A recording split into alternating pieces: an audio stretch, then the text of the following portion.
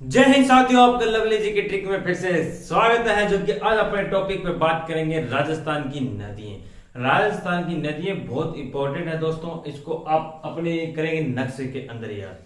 आपको नक्शा पहले भरना आना चाहिए राजस्थान का, फिर नदियां आपको याद रहेंगी। मैं आपको नक्शे और ट्रिक के साथ पूरी याद करवाऊंगा। तो आज अपना टॉपिक रहने वाला है राजस्थान की नदियां। बात करेंगे अपने राजस्थान की नदियां।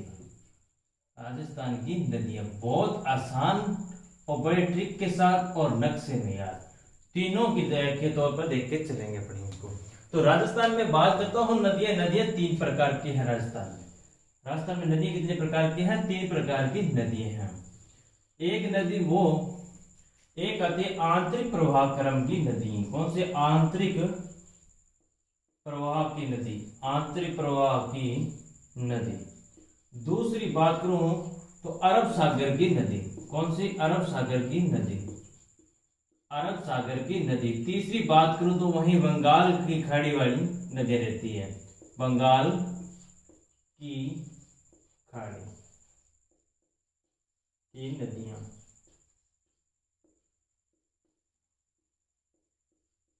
ये तीन रहती हैं राजस्थान के अंदर। इनका मतलब क्या है वो जानते हैं। आंतरिक प्रवाह की नदियां जो है, नदी जो कहीं से भी उद्गम हो और मरुस्थल में जाके उसका अंत हो जाए, ये आंतरिक प्रवाह क्रम की नदियां कहलाती है।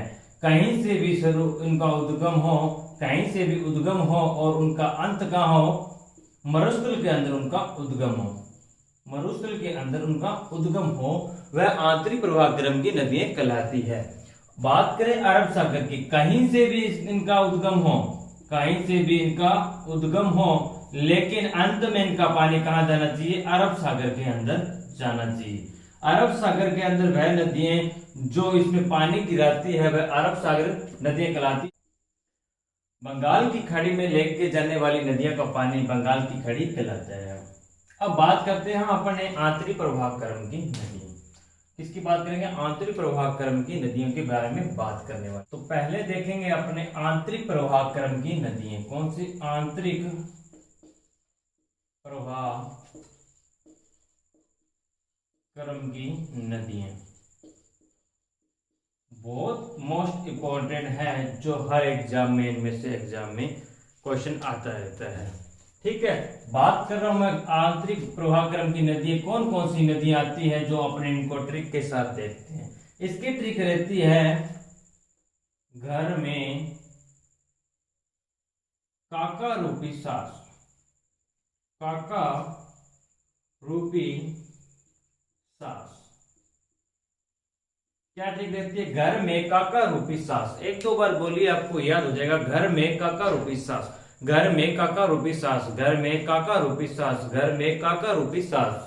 गय से बनता है गगर नदी। कौन सी बनती है? गगर नदी बनती है। रै से बनती है रूपनगढ़। कौन सी नदी बनती है? रूपनगढ़ नदी बनती है। मैं से मेंथा नदी बनती है। कौन सी? मेंथा नदी बनती है। इसी को ही मेंडाम नदी कहा जाता है। का से काकड़ी नदी कहते हैं। क्या कहते हैं? काकड़ी नदी कहते हैं। का से कातली नदी। क्या? कौन सी? का से कातली नदी। का से कातली नदी।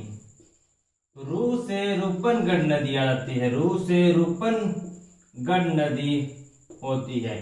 सा से साबी। सा से साबी। ये इंपॉर्टेंट नदियां जो आंतरिक प्रवाह क्रम की नदियां रहने वाली है। फिर से देखिए, घर में काका रूपी सास, घर में काका रूपी सास। गै से गगर नदी बनती है। रै से रूपनगढ़ बनती है। मैं से मेंथा नदी बनती है। का से काकड़ी नदी बनती है। का से कादरी नदी बनती है। फिर देखिए, रू से रूपनगढ़ बनती है। सा से साबी नदी बनती है। ये जो कि आंतरिक प्रवाह क्रम की एक शॉर्ट ट्रिक थी। इनमें कौन कौन सी नदियां आती है?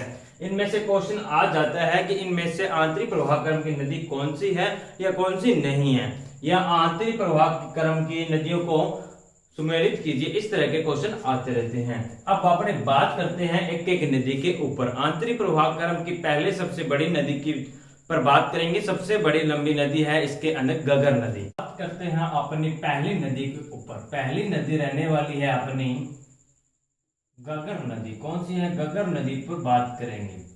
गगर नदी पर बात करेंगे, बहुत मोस्ट इंपोर्टेंट रहती है। आपके सामने, आपके पास आपके पास नक्शा होने चाहिए जो कि 50 या 30-40 रुपए के वो 50 नक्शे आते हैं, वो आपके पास होने चाहिए। आपको नक्शे के अंदर पूरे जिले याद होने चाहिए।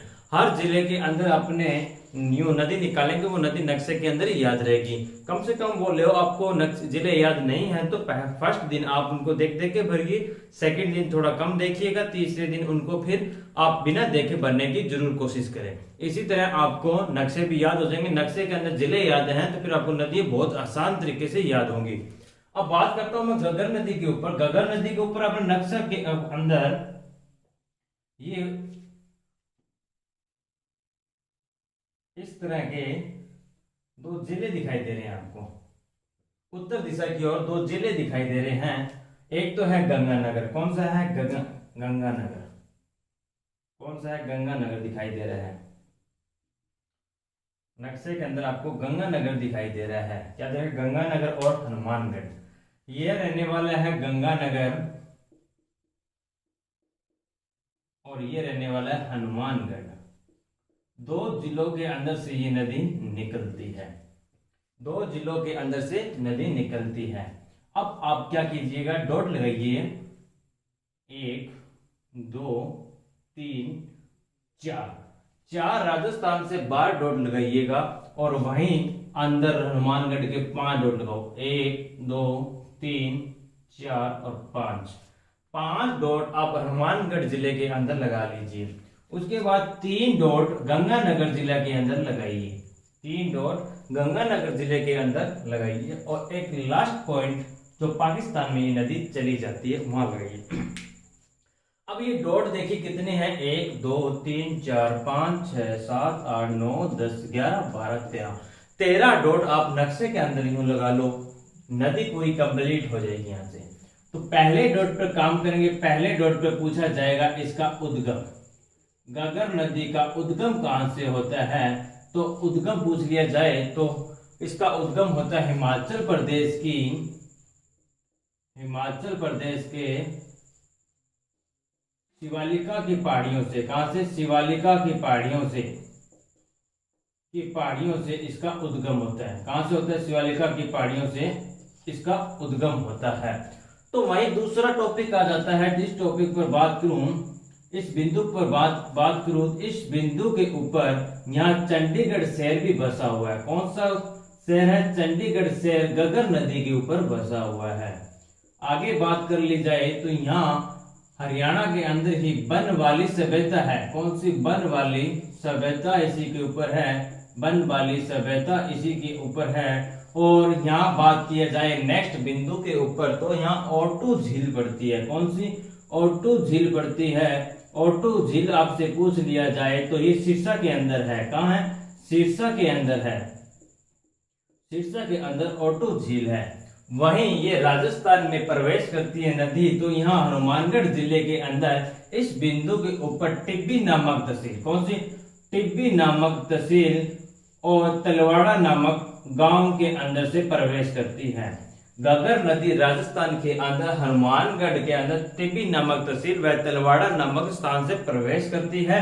और वहीं अगला बिंदु पर बात करूं तो हनुमानगढ़ से इसी नदी के ऊपर बसा हुआ है। हनुमानगढ़ से इसी नदी के ऊपर बसा हुआ है। और इसी के अंदर बात कर ली जाए तो बटनेर दुर्ग भी हनुमानगढ़ के अंदर बसा हुआ है। हनुमानगढ़ के अंदर है बटनेर दुर्ग और इसी नदी के ऊपर ही बसा हुआ है। यहाँ साथ में देख ली जाए तो कालीबंगा सभ्यता भी यही है। कालीबंगा सभ्यता भी घग्गर नदी के ऊपर है। कालीबंगा के साथ साथ बात की जाए तो यहाँ रंगमहल सभ्यता भी आती है। कौन सी आती है? रंगमहल सभ्यता भी इसी के ऊपर है। रंगमहल सभ्यता भी इसी के ऊपर है। उसके बाद ये हनुमानगढ़ में कंप्लीट होकर गंगानगर जिले के अंदर प्रवेश करती है। तो गंगानगर जिले के अंदर पहले सूरतगढ़ के अंदर पहुंचती है। कहां पहुंचती है? सूरतगढ़ के अंदर पहुंचती है। सूरतगढ़ से अधिक वर्षा होने के बाद ये अनूपगढ़ में चली जाती है। कहां चली जाती है? अनूपगढ़ में चली जाती है। और इसका अंतिम छोर पूछ लिया जाए, घग्गर नदी का अंतिम छोर कौन सा है? तो ये अनूपगढ़ के अंदर नई बिंजोर। कौन सी? नई बिंजोर इसको वहां 27A भी बोला जाता है। 27A भी बोला जाता है। और नई बिजोर के अंदर लैला मजनू का मेला लगता है। लैला मजनू का मेला भरा जाता है, जो कि यहाँ प्रेमी जोड़े बहुत आते हैं। प्रेमी जोड़े इस मेले में बहुत आते हैं, जो कि उनकी मनोकामनाएं पूर्ण होती है। तो वहीं ये नदी कंप्लीट होने के बाद पाकिस्तान में प्रवेश कर जाती है। पाकिस्तान में लास्ट बिंदु फोर्ट आवास पर पहुंच जाती है। कहाँ पहुंच जाती है? फोर्ट आवास पर पहुंच जाती है। फोर्ट आवास पर पहुंच जाती है। इसके आगे बात करें तो पाकिस्तान के अंदर इसके प्रवाह क्षेत्र को हकरा बोला जाता है। क्या बोला जाता है? हकरा बोला जाता है। प्रवाह क्षेत्र को हकरा बोला जाता है। हकरा का नाम दिया हुआ है। फिर से बात करें, इस गगर नदी की बात कर रहा था। गगर नदी राजस्थान के अंदर 2 जिलों में प्रवेश करती है, हनुमानगढ़ और गगननगर के अंदर।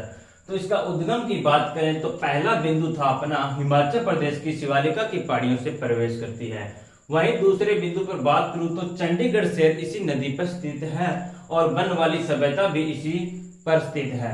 वहीं सिरसा के अंदर ओटू झील है। ओटू झील इसी नदी के ऊपर है। तो बात की जाए, ये राजस्थान के अंदर टिब्बी नामक तहसील तलवाड़ा नामक स्थान में से प्रवेश करती है और हनुमानगढ़ शहर इसी नदी पर आ जाता है। बड़नेर दुर्ग भी इसी नदी के ऊपर है। कालीबंगा सभ्यता भी यही है और रंगमहल सभ्यता भी इसी नदी के ऊपर है। उसके बाद ये गंगानगर के अंदर सूरतगढ़ तहसील में प्रवेश करती है। सूरतगढ़ के आगे अनूपगढ़ में चली जाती है। अनूपगढ़ का लास्ट बिंदु इस नदी का तो नई बिंदु 27A है, जहां लैला मजनू का बहुत अच्छा मेला लगता है। वहां से ये पाकिस्तान फोर्ट आवास में पहुंच जाती है। अब इसकी नदी के उपनाम देख लीजिए, थोड़े उपनाम हैं इस नदी के। उपनाम है इसके अंदर। इसको नाली क्षेत्र भी बोला जाता है। क्या बोला जाता है? नाली बोला जाता है।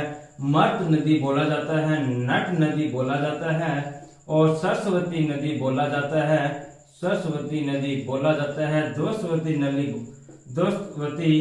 नदी बोला जाता है। ये इसके प्रमुख नाम रहने वाले हैं। अगर आपसे पूछ लिया जाए कि इसकी कुल लंबाई कितनी है, कुल लंबाई है 465 किलोमीटर। कितनी है? 465 किलोमीटर इसकी लंबाई रहने वाली है। आंतरिक प्रवाह क्रम की सबसे लंबी नदी है। आंतरिक प्रवाह क्रम की सबसे लंबी नदी है और ये हिमालय पर्वत का लाने वाली पानी सिर्फ एक मात्र नदी है। हिमालय पर्वत का पानी लाने वाली एक मात्र नदी है। और इसमें बात कर लिया जाए, ज्यादा इंपॉर्टेंट ही ये दोस्तों। ठीक है दोस्तों, यहाँ बात करता हूँ अपनी गगर नदी यहाँ कंप्लीट होती है। गगर नदी इसी तरह आप नक्शे में 1-2 बार खुद मनाइए, फिर देखिए मजे की बात आप कभी नहीं भूलोगे। दूसरी नदी रहने वाली दोस्तों के पास, अपने पास दूसरी नदी है काकणी नदी। कौन सी? काकणी नदी। काकण्य उपनाम है इसके, काकण्य। वहीं इसको मसूरदी नदी बोला जाता है। मसूरदी नदी बोला जाता है। अब राजस्थान के अंदर नक्शे के अंदर आप देखिए, पश्चिम दिशा की ओर एक बड़ा क्षेत्रफल की दृष्टि से सबसे बड़ा जिला है जैसलमेर। कौन सा है? जैसलमेर। ये नदी जैसलमेर के अंदर ही इसका उद्गम होता है और ये जैसलमेर के अंदर ही लुप्त हो जाती है। जैसलमेर जिले के अंदर आप 3 डॉट बनाइए, 1 2 3 डॉट बनाइए। तो इसका उद्गम पहला लिखिए, उद्गम कहां से होता है? उद्गम कहां से होता है? तो उद्गम होता है कोटड़ी गांव से। कहां से? कोटड़ी गांव जैसलमेर से ही इसका उद्गम होता है। कोटड़ी गांव जैसलमेर से इसका उद्गम होता है। यहाँ से शुरू होने के बाद यहाँ भुज झील के अंदर पानी लेके जाती है अपना। कहाँ? भुज झील के अंदर से, भुज झील के अंदर पानी लेके जाती है। भुज झील के अंदर लंच और इसका मीठा खाड़ी के अंदर जाके लुप्त हो जाती है। कहाँ? मीठा खाड़ी के अंदर जाकर लुप्त हो जाती है। मीठा खाड़ी के अंदर जाके लुप्त हो जाती है। फिर देखिए काकणी नदी की बात कर रहे थे। इसके काकणिया इसका उपनाम है। मसूरदी नदी इसी को बोलते हैं। क्षेत्रफल की सबसे दृष्टि से सबसे बड़ा जिला जैसलमेर है। ये जैसलमेर के अंदर काकणी नदी है। अब याद रखो इसको, काकणी काकड़ियों, काकणी काकड़िया, काकणी काकड़िया। काकड़ी कहाँ होते हैं? टिब्बों पर होते हैं, मरुस्थल के अंदर होते हैं। तो सबसे ज्यादा मरुस्थल जैसलमेर के अंदर है। वैसे याद रखना है इसको दोस्तों। ट्रिक तो चीज बना बताइए। ये आंतरिक प्रवाह क्रम की सबसे छोटी नदी है। आंतरिक प्रवाह क्रम की सबसे छोटी नदी, आंतरिक प्रवाह क्रम की सबसे छोटी नदी ये 17 किलोमीटर अंदर, 17 किलोमीटर के अंदर अंदर रहती है। जैसलमेर से इसका उद्गम होता है और अंत कहाँ होता है, जैसलमेर के अंदर ही होता है। मात्र एक ऐसी नदी जो एक ही जिले में बहने वाली नदी है, वो कौन सी है, कांकणी नदी है। कौन सी है, कांकणी नदी है। ये अपनी 2 नंबर की नदी कंप्लीट। कातली। अब अपने बात करते हैं यहाँ तीसरी नदी के बारे में। तीसरी नदी रहने वाली है कातली नदी। कौन सी, कातली नदी रहने वाली है। इसी को ही मौसमी नदी बोला जाता है। कौन सी बोला जाता है, मौसमी नदी, इसी को ही बोला जाता है। इसको देखिए नक्शे के अंदर आपने कैसे याद करनी है। तो प्याला नुमा आकृति का एक राजस्थान का जिला है, कौन सा है, सीकर। वहीं इसी के साथ रहने वाला एक जिला है झुंझुनू। कौन सा है, झुंझुनू। प्याला नुमा आकृति का सीकर है, साथ में इसके झुंझुनू है। तो सीकर के अंदर 2 डॉट लगाइए, 2 लगाइए झुंझुनू के अंदर, 2 लगाइए झुंझुनू के अंदर। अब 2 डॉट लगाइए। तो पहले डॉट पे बात करता हूं उद्गम की। किसकी, उद्गम की। इस नदी का उद्गम कहां से होता है, तो उद्गम होता है खंडेला से। खंडेला की पहाड़ियां, खंडेला की पहाड़ी सीकर से। कहां से, सीकर से इसका उद्गम होता है। खंडेला की पहाड़ी इसका सीकर से उद्गम होता है। उद्गम होने के बाद ये झुंझुनू जिले में चली जाती है। कहां चली जाती है, झुंझुनू जिले के अंदर चली जाती है। इसी नदी के ऊपर गणेश्वर से बहता है। इसी नदी के ऊपर गणेश्वर से बहता है। इसी नदी के ऊपर गणेश्वर से बहता है। तो ये झुंझुनू जिले में प्रवेश करने के बाद इसी के ऊपर सुनारी से बहता है। कौन सी है, सुनारी से बहता इसी नदी के ऊपर है। सुनारी से बहता इसी नदी के ऊपर है। तो ये मंडेला में जाकर लुप्त हो जाती है। मंडेला झुंझुनू के अंदर ही लुप्त हो जाती है। कहाँ हो जाती है, मंडेला के अंदर लुप्त हो जाती है। कांतली नदी थी। कांतली को मौसमी के नाम से जाना जाता है। उद्गम पूछ लिया जाए तो खंडेला की, और लुप्त कहाँ होती है, मंडेला। खंडेला मंडेला, याद रखना, खंडेला मंडेला, खंडेला मंडेला। उद्गम कहाँ से होता है, खंडेला से होता है, और लुप्त कहाँ होती है, मंडेला के ऊपर जाके खत्म होती है। तो बीच में पूछ लिया जाए कि इसके अंदर सभ्यता कौन सी है, गणेश्वर सभ्यता है, एक सुनारी सभ्यता है। ठीक है, गणेश्वर सभ्यता और सुनारी सभ्यता कांतली नदी के ऊपर रहने वाली नदी है। और ये आंतरिक प्रवाह क्रम की दूसरी सबसे बड़ी नदी है। आंतरिक प्रवाह क्रम की दूसरी सबसे बड़ी नदी है। दूसरी सबसे बड़ी नदी है। 100 किलोमीटर के अंदर बहती है। 100 किलोमीटर के अंदर बहती है। और इसके बहाव क्षेत्र को तोरावाटी के नाम से जाना जाता है। तोरावाटी के नाम से जाना जाता है। तोरावाटी के नाम से जाना जाता है।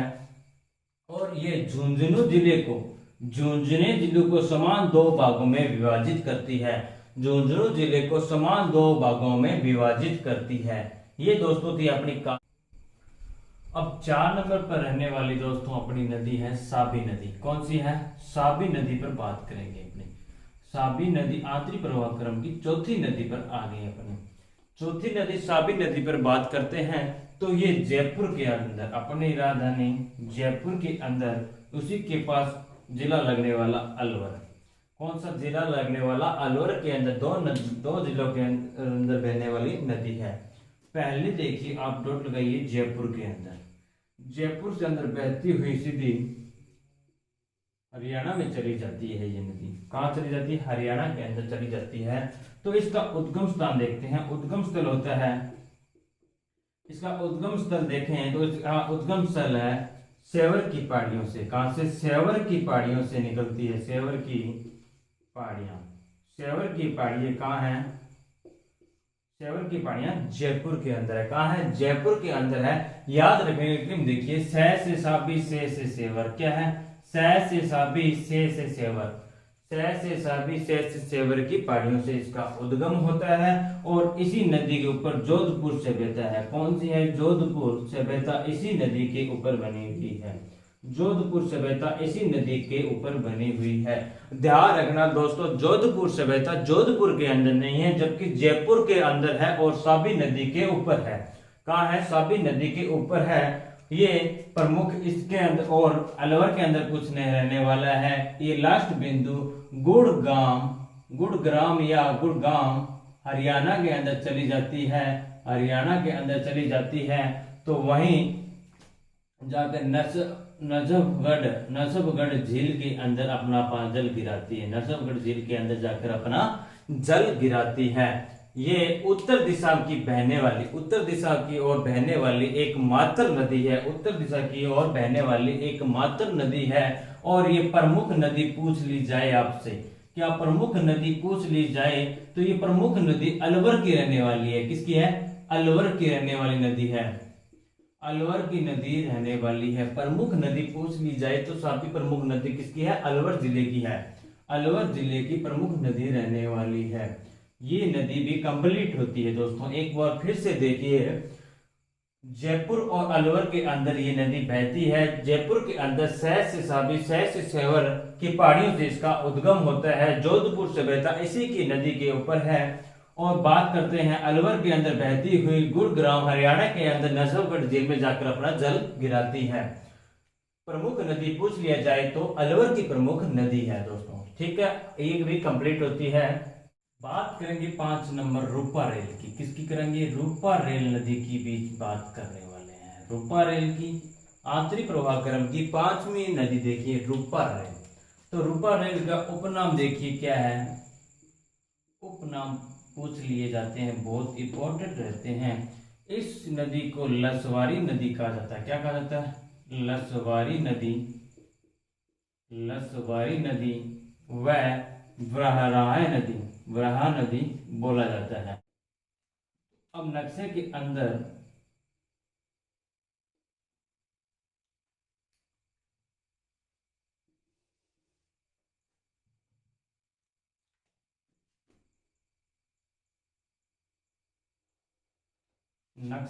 देखिए एक गिलहरी नुमा आकृति का जिला रहने वाला है। गिलहरी नुमा आकृति का रहने वाला जिला भरतपुर है। कौन सा है? भरतपुर है।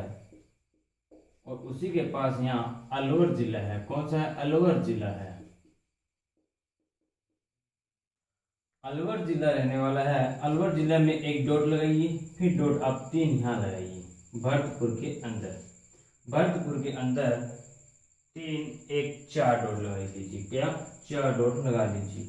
तो इसका उद्गम पूछ लिया जाए, क्या उद्गम पूछ लिया जाए तो थानागाजी, थानागाजी, थानागाजी तहसील उदयनाथ की पहाड़ियों से। कहां से? उदयनाथ की पहाड़ियों से, नाथ की पहाड़ियों से, उदयनाथ की पहाड़ियों से इसका उद्गम होता है। तो याद रखिए, याद रखने का तरीका देखिए। रूपा रेल, रेल तो थाने वाले बनाते हैं। क्या करते हैं? रेल तो थाने वाले बनाते हैं। ट्रिक इसकी याद रखिए, रेल तो उल्टा काम करोगे तो रेल तो थाना बनाई सी, उल्टा काम करोगे तो रेल तो थाना बना सी। याद रखिए। तो रूपा रेल जहां भी आपको दिखाई दे रहे तो आपको थाना याद आ जाना चाहिए। क्या हो जाना चाहिए? थाना याद आ जाना चाहिए है। तो रूपा रेल का उद्गम थानागाजी तहसील से होता है। वहीं जाके ये भरतपुर जिले के अंदर प्रवेश करती है, भरतपुर जिले के अंदर प्रवेश करती है। भरतपुर जिले के अंदर यहाँ सीकरी बांध बना हुआ है। कौन सा? सीकरी बांध बना हुआ है। सीकरी बांध बनने के बाद ये आगे नेक्स्ट आ जाती है मोती झील। कौन सी आती है? मोती झील में अपना जल गिराती है। मोती झील के अंदर अपना जल गिराती है। इसी नदी के ऊपर नौह सभ्यता है। कौन सी है? नौह सभ्यता इसी के ऊपर है। नौह सभ्यता इसी के ऊपर है। लास्ट और अंतिम छोर इसी के ऊपर डिंग महल बना हुआ है। कौन सा? डिंग महल इसी नदी के ऊपर बना हुआ है। डिंग महल इसी नदी के ऊपर बना हुआ है। फिर से देखिए, बात कर रहे थे अपने रूपा रेल नदी की। रूपा रेल नदी की बात की जाए तो इसके उपनाम रहने वाले लसवारी नदी या इसे ब्राह्य क्षेत्र बोला जाता है, ब्राह्य नदी बोला जाता है। उद्गम पूछ लिया जाए तो रेल तो थाने वाले बनाते हैं, रेल तो थाने वाले बनाते हैं। तो थानागाजी तहसील उदयनाथ की पहाड़ियों से इसका उद्गम होता है। अलवर के अंदर बहने के बाद ये भरतपुर जिले के अंदर प्रवेश कर जाती है। भरतपुर के अंदर इसी नदी के ऊपर सीकरी बांध बना हुआ है। सीकरी बांध बना हुआ है, उसके बाद मोती झील इसी के ऊपर है, नौहर सभ्यता इसी के ऊपर है और ढिंग मैल भी इसी के ऊपर रहने वाला है। तो दोस्तों ये थी अपनी रूपारेल नदी। 6 नंबर पर रहने वाली नदी अपने पास है मेंथा नदी। कौन सी है? मेंथा नदी है, जो इसको अपने नक्शे के अंदर देखते हैं, बहुत इंपॉर्टेंट रहती है ये नदी। मेंथा या मेंढा बोला जाता है, इसको मेंढा भी बोला जाता है, मेंथा या मेंढा नदी भी बोला जाता है। अब देखिए ये अपनी राजधानी जयपुर के अंदर से इसका उद्गम होता है और नागौर के अंदर जाने के बाद यहाँ से ये इसका उद्गम होता है। मैं से मेंथा नदी याद रखना, मैं से मनोहरपुर थाना याद रखना, मनोहरपुर थाना, मैं से मेंथा, मैं से मनोहरपुर थाना, मैं से मेंथा, मैं से मनोहरपुर थाना। उद्गम होता है मनोहरपुर थाना से। मनोहरपुर थाना पड़ता है जयपुर के अंदर। वहां ये जाके फिर आगे जाती है ये नदी आगे जाती है, नागौर के अंदर प्रवेश करती है, नागौर के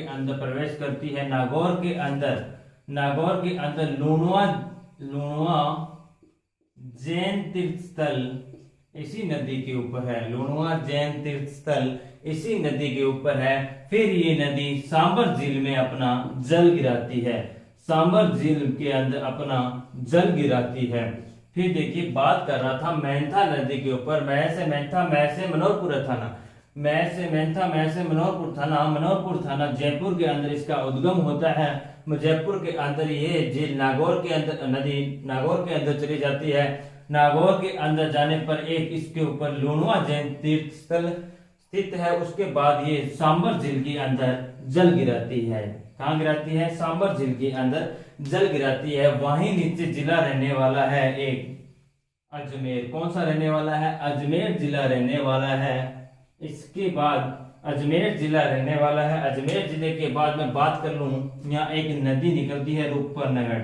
कौन सी है? रूपनगढ़ नदी की बात कर रहा हूं, रूपनगढ़ नदी की बात कर रहा हूं मैं, रूपनगढ़ नदी की बात कर रहा हूं। इस रूपनगढ़ नदी का उद्गम होता है कुचिल नामक स्थान से, कुचिल नामक स्थान से इस नदी का उद्गम होता है। कहां से होता है? कुचिल नामक स्थान से इसका उद्गम होता है। इसी के ऊपर सलेमाबाद संप्रदाय की पीठ है। किसकी है? सलेमाबाद निर्वाक संप्रदाय की पीठ इसी के ऊपर स्थित है। संप्रदाय पीठ इसी के ऊपर स्थित है। फिर ये सांबर झील के अंदर अपना जल गिराती है, सांबर झील के अंदर अपना जल गिराती है। बात कर रहा था मैं रूपनगढ़ नदी की। किसकी? रूपनगढ़ नदी की बात कर रहा था। अजमेर जिले के अंदर कुचिल नामक स्थान से उद्गम होता है, वहां से ये नदी निकलती है। तो सलेमाबाद निवास संप्रदाय की पीठ इसी नदी के ऊपर है, रूपनगढ़ नदी के ऊपर है, और फिर अपना जल ये सांबर झील के अंदर गिराती है। ठीक है दोस्तों, 7वीं नदी थी अपनी रूपनगढ़।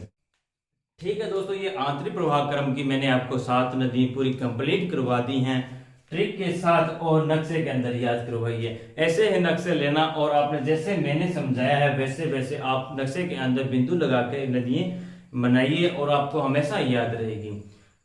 आपको हमारी वीडियो कैसी लगी आप मुझे कमेंट करके जरूर बताएं दोस्तों। धन्यवाद।